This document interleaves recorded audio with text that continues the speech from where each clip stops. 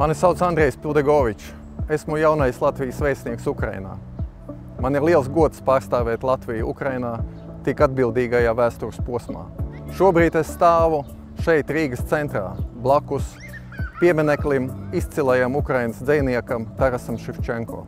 Šīs piemineklis ir Latvijas cieņas un apbrīnas apliecinājums Ukraiņu tautas gribas spēkam, Ukraiņu kultūrai, valodai un identitātei.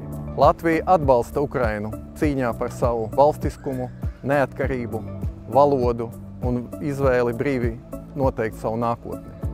Ukraina pieder Eiropai, un Latvija stingri atbalsta sarunu uzsākšanu ar Ukrainu par dalību Eiropas Savienībā. Latvieši labi pazīst Ukraiņus, zina šo tautu kā drosmīgu, strādīgu, un mēs vēlam Ukrainai nosargāt savu valstiskumu, nosargāt savu valodu, panākt mieru uz taisnīgiem noteikumiem un atjaunot mierīgu dzīvi.